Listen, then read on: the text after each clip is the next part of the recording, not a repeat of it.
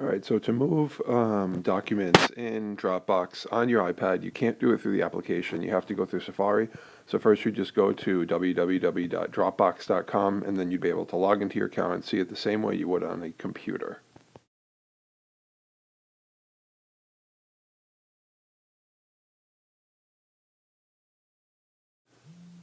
So to move your first document, all you do is tap on the document, but not on the name of it. Tap anywhere but the name until it lights up blue. Once it lights up blue, across the top menu bar, you'll see you have an option to tap on Move, and then you'll just tap on Move next.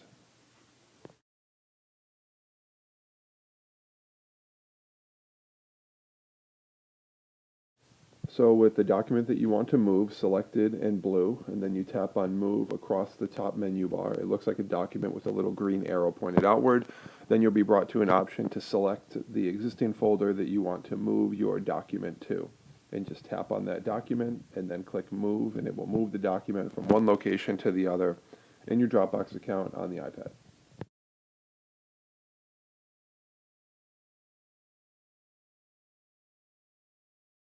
So if you notice here, I'm back to like my main Dropbox page, and the document that I moved was an EPUB file from the History 2.0 classroom. It no longer can be viewed in the main page because I put it in the New England 1-to-1 folder, and I'll show that next.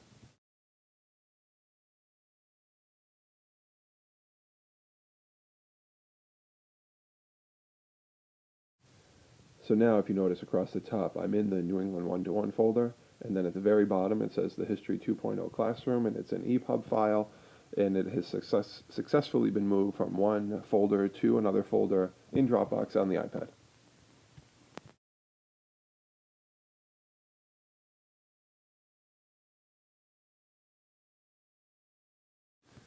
There's also a few ways that you can share documents from your iPad. One way is to tap on your document and have it light up so it's blue. Again, don't tap on the name of it, tap anywhere in between. And then once it's lit up blue, you'll notice off to the right there's a little link. You can tap there to get a link to the document, or above in the top menu bar, right above the name of your newest folder or your top folder, you can see there's an option to get the link. If you tap on that, you can actually get a link to a folder or a document.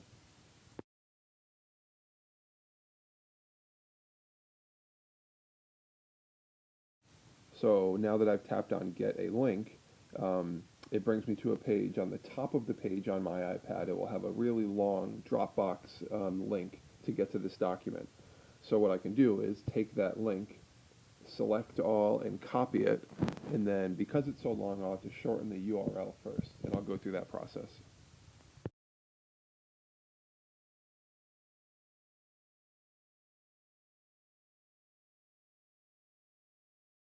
So at the top of the iPad, you can see there's the really long link that I've generated for this document, this EPUB file.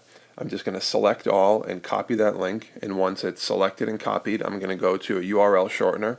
Any URL shortener typically works on the iPad. In this case, I'm going to use Google's goo.gl URL shortener.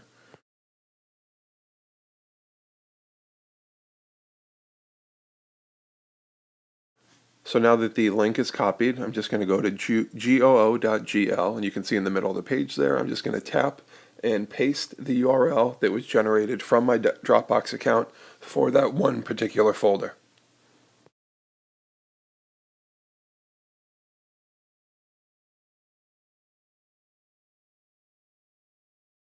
So now that my URL has been shortened, you can see it over on the right, much shorter. That shortened URL you could distribute to people. You could write it on a board. You could project it and have people quickly type in that URL to be brought to the document that's being shared from your Dropbox account. And they can either open it, or if they have a Dropbox account, they'll be given the option to add it to their Dropbox account. So it's a way to share folders from your Dropbox account directly on the iPad.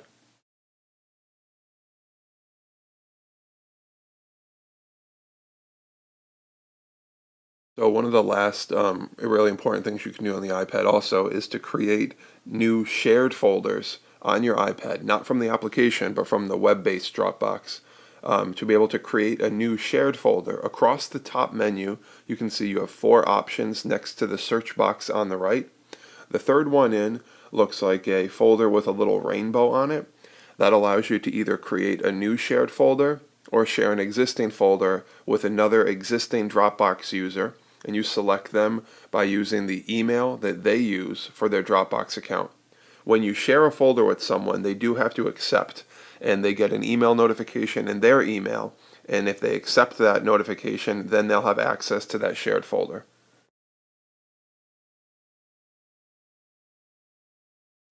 So here I've tapped on the option to create a shared folder, and you can see there it's either I'd like to create a new one or I'd like to use an existing one, and I'm going to create a new shared folder.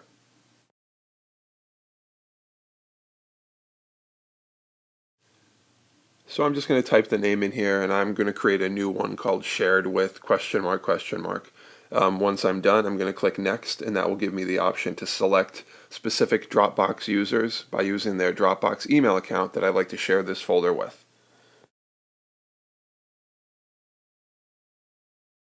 So here I'm just going to type in the name of my the person I'd like to share with. In this case, I'm just going to share it with just another personal email account of mine. If you've already shared it with someone, it will pop up with their existing Dropbox account, so it will autofill it. Otherwise, you have to put in their entire email account. And remember to use the email account that they use for their Dropbox account. And then they will get a notification in their email that they have a new shared request pending, and then they have to accept that, and then they'll have access to this new shared folder.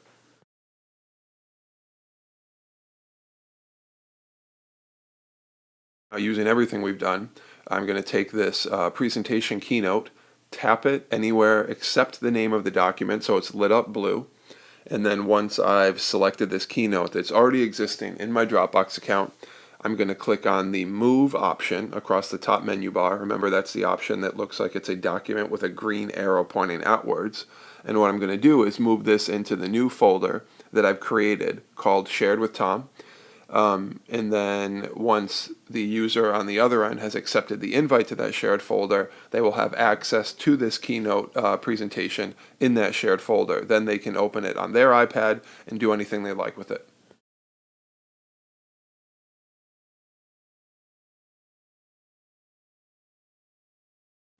So now that I've clicked on Move File, I'm going to get the option to move it to a particular file, and you can see right in the middle there, I'm going to select the one that says Shared with Tom.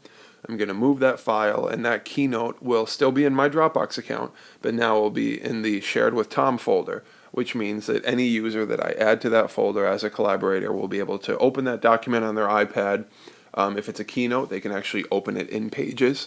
If it's a PDF, they can open it in a PDF annotation file. If it's a Pages document, they could open it in Pages and edit it. So that's how you kind of take existing documents and move them around and share them with people on the iPad. Remember, not in the application, but in the web-based platform.